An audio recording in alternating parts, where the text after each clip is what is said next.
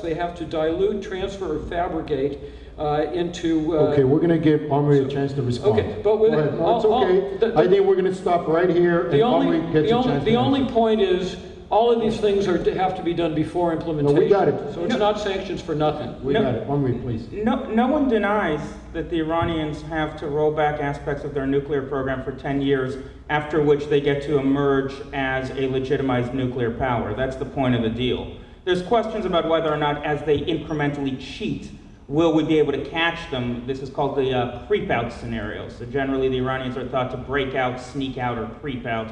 Creep out refers to incremental cheating. Sneak out refers to illicit facilities. Break out, basically, they throw out the inspectors, and then they rush for the deadline. There's questions about whether we can stop them from doing that, but nobody denies that they have to do that. The point is that after Iran does all of these things, and it's envisioned for 90 days, Dalia will say that there's no set date. Other people will respond that because there's no set date, it means the Iranians don't technically have to meet their obligations for implementation date. There's a question about whether or not they have to come clean to the whether or not they have to come clean on their revised obligations to the UN's nuclear watchdog. But my point is that I don't think anybody will deny that if not 90 days, in 100 days or 110 days, sanctions have unraveled, and that's the point of the agreement. And what we're talking about is, if that's the case, then why should the US put their name on it? And I'm not sure that I've quite managed to convey what's likely to happen to my fellow panelists. Because we keep hearing this idea that the deal will fall apart, which is difficult to reconcile with the opening statement that we heard, that this was a deal between the entire world and Iran, and that the US is a small party of it, and that the deal will continue no matter what the United States does. The question that we're asking, the sophisticated question that analysts are going to be asking is, does Iran walk away? And there's no reason to believe that Iran walks away because it needs the continuing relief from the European Union. And in that world, the only question is not whether Iran continues to live by its obligations. All of the wonderful things that Mel just listed, because they'll have to, because the Europeans will force them to. The question is whether or not the US wants to unravel its own sanctions regime. And I want to say something very specific. In answer to something Dalia said, the US sanctions will continue, all non-nuclear sanctions. There's a couple of things. The first is, those will be toothless, but the second is, go look up an article written by the Associated Press before Vienna called US Finds Sanctions Onion Difficult to Peel Away. What the administration did is it redefined a bunch of human rights and terrorism sanctions that were non-nuclear as nuclear sanctions so it could lift them. So it's true that the remaining non-nuclear sanctions will remain in place only after we've defined a bunch of them away so we could lift them. None of that happens if Congress votes to reject the deal. Mel, I want to ask you a question. I'm going to read out the AIPAC statement against the deal, and I'd like you to comment on it. Any nuclear agreement with Iran must verifiably eliminate every Iranian pathway to a nuclear weapon. The proposed deal fails to do so and falls short of the 5 minimum requirements that majorities in Congress on a bipartisan basis have said are necessary for a good deal. 1, inspectors must be permitted unimpeded access to suspect sites. 2, Iran must fully explain its prior weaponization efforts. 3, sanctions relief must commence only after Iran complies with its commitments over time. 4, Iran's nuclear weapons quest must be blocked for decades. And 5, Iran must dismantle its nuclear infrastructure such that it has no path to a nuclear weapon. This is the official AIPAC position. Can you comment on it? I can. I regrettably believe AIPAC was against any deal. I regrettably... Is there anything wrong, though? Anything factually wrong? First of all, there were some pieces of that, and we can go one at a time. There's some pieces of that the agreement does meet, and there's some pieces of that I believe were there as poison pills, so that AIPAC, at the time that any agreement was reached, could conclude that it was unacceptable. AIPAC has been against an agreement with Iran per se. They've been campaigning against every element, every piece of this process. They were against the what's the technical phrase for the temporary agreement? JPOA. They were against the JPOA, thinking it wouldn't have any positive impact. Subsequently, they've concluded we ought to stick with the JPOA. They sent out an email, broadcast email to their world the day the deal was signed, saying we're going to study it very carefully. And then I think within 24 hours they said, no, it's unacceptable. And they already had in place an entire army of people that were designed to lobby against the deal. Now, why do you think they were against the deal? Because I think they're against the deal because neither they nor, unfortunately, the current leadership of the government of Israel wants to see any deal with Iran. I think that they feel that any deal with Iran is something unacceptable. So you're saying AIPAC would have been against pretty much any deal? Yes, I am. Okay, Dalia, you said earlier that every deal has a risk. Can you elaborate on that? What do you see as the risk? Okay, good. I'm going to get to that, but I just want to respond to a couple of the points Omri made, which again, I think it's just so important to get the facts on the table. So one of the issues you were dismissing that we all know after 10 years, I think this is the language you use, that Iran would be a legitimized nuclear weapon state. That's nuclear state, not weapons. So right, so they'd be a nuclear state, which they are currently. So the only difference is they'd have significant restrictions and hundreds of international inspectors and centrifuges limited and enrichment limited. So it's a much better place than we are today. I just want to be clear about the terms of this agreement. We are talking a minimum of 15 years, preventing Iran from getting anywhere close to where they are currently with no agreement to the possibility of a nuclear weapon. There are 20 to 25 years of intrusive inspections, not just of the Iranian enrichment itself, but actually of the entire nuclear supply cycle in Iran. That is pretty amazing because IAEA inspectors can see actually how much uranium Iran is producing, do the math, and make sure if anything's missing, they're going to know about it. So that gets a little bit to the sneak out thing. The other thing that's important to note is that Iran is going to sign on to what's called the additional protocol. I don't want to get too technical here, but some of this deal, it's 159 pages. It's a very technical agreement. I've read it a lot of times. I'm sure Omri has. But tell us your concerns about the deal.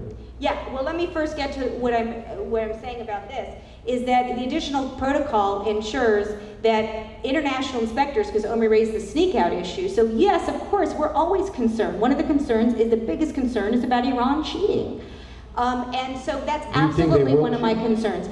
Well, I actually think if they really do get the relief that is promised to them, and that's what bargains are about, I think they're going to have a strong incentive to stay in this deal. But it's always a worry. So what would worry me is that. What I like about this deal is the timeline. What I like about this deal is the additional protocol, which doesn't mean that the IAEA can only get into declared sites that we know of now, but they can do anywhere. They can ask for intrusive inspections, including military sites, which the Iranian leadership said we would never accept. They accepted. So that's what I like about it, but it also worries me. To get to your question about other things that worry me, I do worry about the sanctions lifting all at one time. It would have been better if we could have leveraged that a little bit. However, I disagree on the timeline issue. I think we shouldn't make too big of a point on it. You're right, 90 days or whatever days, but I do want to be factually clear here. The agreement does not specify a time. What it specifies is what Mel was suggesting, which is really the critical point, which is Iran has to fulfill all of its obligations to cut back all of its nuclear limitation restraints that it agreed to in the agreement. All of that has to be done before any sanctions lifting is in place. But that's certainly something that I worry about in terms of leverage, but I do think this agreement, again, you never have a perfect agreement. You have this agreement and you have alternatives. Right. That are much worse. That's the point. Are you concerned about the undeclared sites, Dalia? Of course. Iran's cheated before. Right. And nobody, in fact, this agreement is written with that in mind.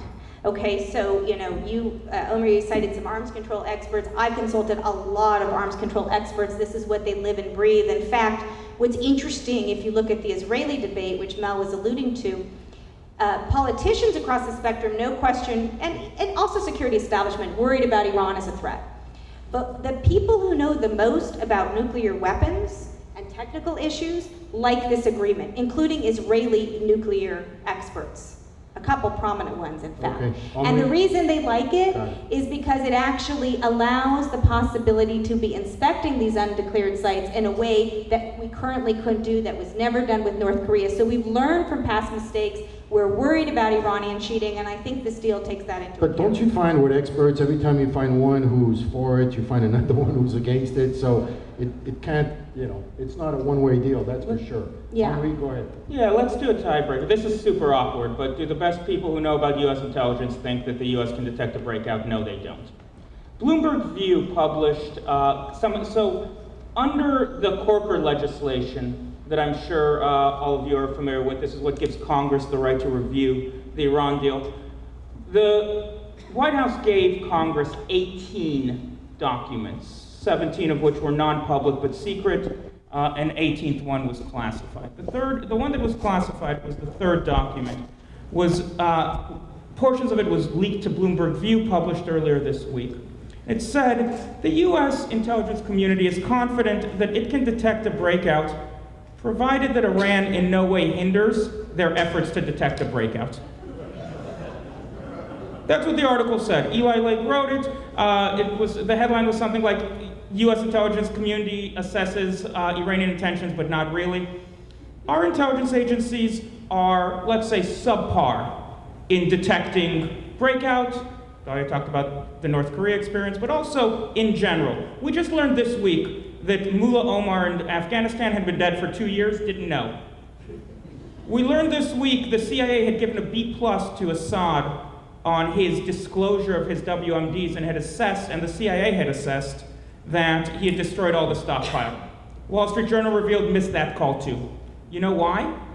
They missed it because they didn't want to push Assad to disclose all of his known assets, specifically his short-range chemical weapon shells, because they were afraid he'd walk away from the deal. What has happened with Iran? For years, the president and this administration said the Iranians would be forced to completely come clean to the UN's nuclear watchdog to resolve what are referred to as the possible military dimensions of their nuclear program. The Iranians said no. And every time there was an extension, under Secretary Sherman or members of our security establishment, or as recently as April, Secretary Kerry would say they're going to have to fully resolve those before they get any relief, before there's a deal even. They'll have to resolve those. And the Iranians said no. And in order to avoid scuttling the deal, we allowed the Iranians to take those concerns and to repackage them into what's called the Roadmap for the Clarification of Concerns, past and present concerns.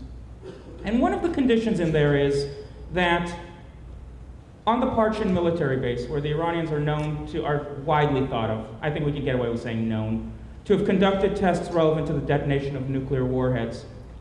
Instead of letting the IAEA in to take their samples, the Iranians will take the samples and then hand them over to the IAEA. This is the deal they worked out. Congress let it slip in a kind of an ugly way. This was classified, and Senator Rich let it out in open session, and then Senator Menendez said, well, what Senator Rich is saying is true. That would be an absurd situation. And so we have a verification regime where we don't know what the Iranians have because we collapsed on forcing them to come clean. And we're about to implement a verification regime that says, of what we know they have, we're going to give them 24 days to jam up inspectors. That's not a regime that could hold.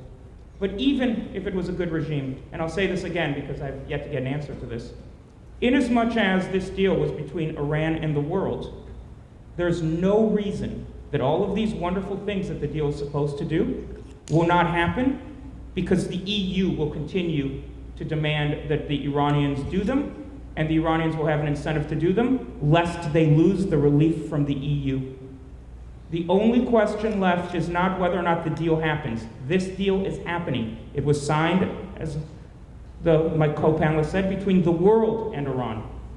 The only question, it's not whether this deal happens or not. It's not whether Iran obeys it. It's happening. The only question is, do you want the U.S. to unilaterally disarm its ability to go after the Iranians as they march across the region? Okay, speaking of U.S. Can I answer this question, though? Because he asked me, no, he said I want to answer the question, and he's right. Okay, do it so really quick, because I have a question for I'll you. be quick, I will. Actually, I would disagree with that the Iranians would have incentive to comply, so you'd get your cake and eat it too. I can't see a future where that would happen. Because what's going to happen if there's no deal is U.S. secondary sanctions remain in place, which means no European company, Russia and China are another matter, but no European company is going to go back to Iran. Iran has no incentive to unilaterally, generously constrain its nuclear program in some unprecedented way without the critical relief that was part of the bargain in the first place. Okay. It's an excellent point, which is why the President and the Secretary have all but told Congress explicitly that even if Congress votes them down, they won't enforce secondary sanctions. And Secretary Kerry said it explicitly. It's hedging. It's to ensure that the Iranians have an incentive to continue implementing the deal, even if congressional sanctions are not waived. Let me just, 2 sentences. I don't know where Omri gets his inside information from the Europeans, because that's not what I understand what the Europeans will do. And secondly, what about Russia and China? Are they going to look are Russia and China going to keep sanctioning when the U.S. Congress? Excellent questions. And by the way, they'll trade without asking for constraints on Iran's program. So yeah, I mean, the Russians and the Chinese will rush in. They always have. They've always sanctions busted. The critical sanctions are European sanctions. SWIFT specifically, we don't need to get technical, but the inability to let Iran clear dollars to the SWIFT system. I don't have insider information about what the Europeans will do. It's the administration. And it's many of Dahlia's colleagues at RAND, and I may be presumptuous, Dahlia herself has said that if Congress rejects, we're going to lose our allies, and Iran will successfully split our allies from us. And it's not me saying this. Again, I recommend to you, this very basic point was made in like 5 paragraphs by Aaron Miller, veteran American diplomat Aaron Miller in the Wall Street Journal a couple weeks ago. Okay, Mel, I'm going to read a comment by President Obama we made at AIPAC in 2009. And then I'll read the J Street statement that supports the deal. The Iranian regime supports violent extremists and challenges us across the region. It pursues a nuclear capability that can spark a dangerous arms race and raise the prospect of a transfer of nuclear know-how to terrorists. The danger from Iran is grave, it is real, and my goal will be to eliminate this threat. This was President Obama. This is a statement from the J Street website in support of the deal. This agreement clearly meets the goals laid out by President Obama. It blocks all of Iran's pathways to a nuclear weapon and stretches its breakout time from 2 to 3 months to a year. It imposes unprecedented international inspections and monitoring. It rolls back Iran's existing program to a point where it is no longer a threat, and it puts in place a process for automatically reimposing international sanctions should Iran backslide. Do you agree that President Obama's promise that he will eliminate this threat? I agree that President Obama is doing everything he can in the context of a very tough international negotiation to accomplish his objective. Incidentally, President Bush very much wanted to move in this direction, and the architects of President Bush's Iran policy support this agreement and believe that Obama was successful in going a lot further toward President Bush's objectives than even President Bush. But let me just quote President Obama from last week at his press conference with regard to the deal in the context of specifically the question you asked, David. And I'm just going to read a few sentences which I struck from my opening statement to keep it within 3 minutes. And the president said, quote, "Even with this deal, we will continue to have profound differences with Iran, its support for terrorism, and its use of proxies to destabilize parts of the Middle East. The United States, as Dahlia said, although the president didn't mention Dahlia, will maintain our own sanctions related to Iran's support for terrorism, its ballistic missile program, and its human rights violations, and we will continue our unprecedented security cooperation with Israel and continue to deepen our partnerships with the Gulf states. But the bottom line is this: this nuclear deal meets the national security interests of the United States and our allies. It prevents the most serious threat, Iran obtaining a nuclear weapon, which would only make the other problems that Iran may cause even worse. That's why this deal makes our country and the world safer and more secure. It's why the alternative, no limits on Iran's nuclear program, no inspections in Iran that's closer to a nuclear weapon, the risk of a regional nuclear arms race and a greater risk of war, all that would endanger our security. That's the choice we face. If we don't choose wisely, I believe future generations will judge us harshly for letting this moment get away. So yes, he's removing the nuclear threat. He's not solving every problem in the region. He acknowledges that, and that's where the other remaining sanctions come to bear. Right, but you're saying that, in fact, his promise is what this deal does, which is to eliminate this threat. It's to reduce it, I believe, as Not effectively. You can't give 100% guarantee to any complex international. Because that was his language. Well, I think he's done a pretty good job in meeting it. Okay, all right. I'm going to ask a question to Dalia. An enormous part of this deal is what happens when you have all these sanctions that are relieved, and then you have upwards of $150 billion that can flow right into Iran. Right. We know that their annual military budget is only $14 billion. So that's an enormous amount of money. So the question that I struggle with is, who will be more empowered by all this money? The regime or the people suffering under this regime? Yeah, Good- that's a great good question. I question. think it's a great question, and I think we just need to be honest. We don't completely know. Okay, so I'll start Well, there. But what Which is more likely? Okay, I will tell you my assessment, because again, I started off, all of this are assessments, but I make the assessment based on a long-standing analysis of this issue. First of all, the numbers are a little distorted, so I want to correct that fact as well. It's actually closer to 50 billion of frozen assets that would be relieved immediately. Most of the other money that's been discussed is actually committed to China, contracts that were broken, etc. So it's not as big of a windfall, but let's face it, 50 million is still a good amount. So whatever amount we're talking about, there's going to be a sanctions windfall, period. Who's that going to benefit more? All I can say is we don't know, but we do know that all Iranian human rights activists, including the prominent Shireen Ebadi, Nobel Peace Prize winner, recently just wrote a piece about why this deal is a good thing for Iranian human rights, despite the fact that the human rights situation in Iran is as bad as it's ever been. It's actually worse under Rouhani than it was under the previous regime, if you can believe that. And the reason is because human rights activists and civil society, for one, were most affected and most punished and hurt by this intrusive sanctions regime that has been launched against Iran. And two, because their argument is, finally, get the nuclear issue off the table, that's only going to give more scrutiny to all these other horrible issues that Iran is engaged in. Human rights abuses, bad regional behavior. There's going to be so much attention on these other issues, which it completely deserves. We need to be strengthening the missile technology regime, all kinds of things like that. So actually, my assessment's based on Iranians themselves who actually have put their lives at stake, have been imprisoned, and they think this deal is actually going to benefit them more than the other side. I don't know, though, but that's what I read. So you're saying that 50 billion plus will benefit the people of Iran more than it will the regime? Well, that's what the people of Iran Okay. believe. That's why the Right. majority of Iranian Americans support this Okay. deal. I will suggest, though, I think you have to be naive not to think that some of this money is not going to go to some of the nasty activities Iran is engaged in. But let's face it, even with these sanctions, Iran has managed to prop up the Assad regime in Syria, meddle with the Houthis in Yemen, support Shia groups who we happen to want them to support right now because they're fighting ISIS, but in the past have killed American forces. I think it's really critical for people who care about Israel and care about America to realize both countries are threatened by Iran. American military personnel have been killed by Iranian-backed militia groups. So we're really concerned about this. We can't be naive. Some of those groups will benefit, Right. but on the cost-benefit of intelligence assessment suggests it's not going to shift the balance Well, of power in I think favor we of all, those groups. I think we all agree they're an evil regime. The question is, will money make them more powerful or the people? Henri, you want to take that? Yeah, I mean, a couple of things. Let me make it easy for you if you don't want to untangle the assessment of whether or not. The argument that Dalia is making is essentially one that when we make fun of it, we call it, terrorism is cheapest, so give them more money for terrorism.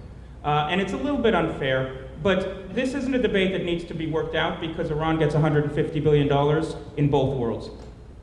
$50 billion to $150 billion in both worlds. That windfall, whether it benefits the people of Iran, and I don't agree with Dalia that all Iranian human rights activists have agreed to think it's a good deal. Most, actually. All. Well, a large majority, surprising amount. The ones that the regime allows to talk No, have said the deal's a good deal. No, actually, I'm sorry, because I have to correct that. You can applaud for that, but it's factually wrong. Shireen Ebadi, a very heroic woman, is actually in exile right now.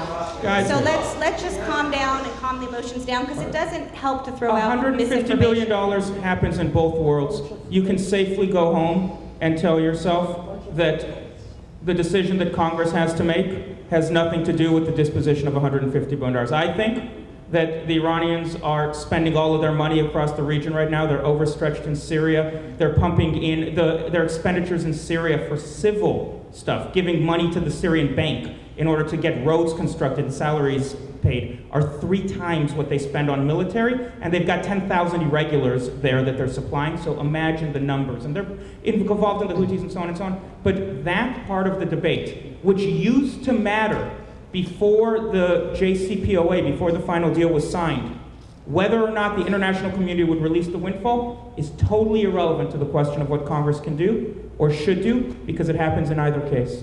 The question, again, is, Mel talked about, he read President Obama's quote that we will continue to have profound differences with Iran. Dahlia had referenced it more specifically, and in fact has written extensively about the kinds of profound differences that we have with Iran. In that environment, it would be suicidal to disable ourselves from imposing most sanctions on Iran as our differences widen. It would be suicidal to side with Iran against our allies in shielding their nuclear facilities from sabotage, all of which happens if Congress fails to override the president's veto, and none of which happen if Congress manages to override his veto. 2 sentences, Dave. That's a fantasy, with all due respect. If this deal is killed by Congress, you can forget about the sanctions. Our sanctions are not going to have the kind of crippling effect that they've had internationally, and the international component will be gone. And the idea that we will have more leverage and more ability to be tougher on Iran after we've lost the coalition that the administration put together in order to make this deal it's just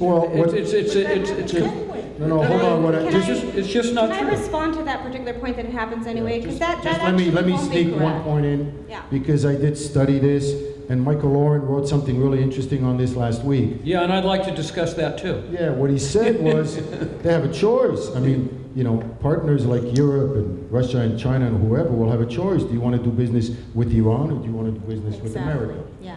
So I think to say that Congress will be toothless and sanctions from Congress will have less power, I think that's debatable. But Well, I would agree with that point, David. That was exactly what I was going to suggest. I actually think if Congress kills this deal, as I was suggesting before, the windfall doesn't happen for Iran. They'll get some benefits because Russia and China won't care, and they're going to go ahead. They're just not going to get as big of benefits, and they're going to have absolutely no reason to constrain their nuclear program. So that's why I call it the worst of both worlds.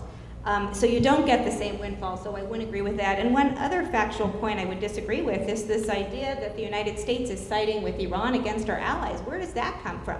This deal, if anything, is bolstering our security cooperation, our defense and military packages to all of our allies in the region, including Israel. There's a big, I don't like the word compensation because this is ongoing anyway, but this is a critical issue, and we are increasing our interdiction capabilities, our security cooperation with our Gulf allies to focus on things like ballistic missiles, which rightly the region is concerned about. Now, are you concerned about paragraph 36? Omri, you want to take that? Yeah, listen, this is a critical point. This is important. This is the stasis point in argument theory, the stasis point, where things go one way or the other depending on how you resolve them. Dahlia said, in a world where Congress does not lift sanctions, the Iranians have absolutely no reason to comply. That is a false statement. The reason the Iranians have to comply comes from their desire to keep to split the Europeans from the Americans in order to continue getting European sanctions relief. The sanctions that did the most damage to Iran were European sanctions. Now, the claim, it's been floating around, I'll tease it out for you. The debate we're having right now is, whether or not continued US sanctions against the Europeans for engaging Iran would be sufficient to deter the Europeans from being able to live up to their side of the deal. When asked this question, Secretary Kerry told lawmakers repeatedly, in a way that infuriated them, he said, we won't commit to enforcing those specifically in order to facilitate the deal. It was the administration's hedge to keep the Iranians incentivized in case the administration loses on the Hill. The Iranians will have plenty of incentives not to rush toward a bomb. Plenty. And there's no answer to this because it's the administration's position that says that it's between the world and Iran, and that if we back out, our European allies will abandon us and go with the Iranians. But Omer, even if we accepted that, you have a real problem there, which is we have no international inspectors in the country to ensure they're not cheating. Of course we will. The So Europeans they will force put them to do on- it. Why wouldn't we? The IAEA works by UN Security Sanctions Resolution, so you have to have everybody on board. The UN Security Sanctions Resolution would not be enforced. I don't know. So you Why not? can't do this unilaterally with the Europeans, not to mention one Why other not? thing. Why one wouldn't other it be thing. enforced? Because, Why wouldn't the UN Security Council resolution be enforced? Because Russia and China would have no incentive to be keeping a deal. They could go after all the contracts they want Iranians would without, have the they would incentive. basically be protecting the Iranians would in have the this. incentive. They This would, feels like my but they Shabbat would table. not have to constrain and agree to a verification regime. Yeah. Why would they? Why They not? can say, we're in the NPT, we promise you we won't have nuclear weapons, boom, it's fine.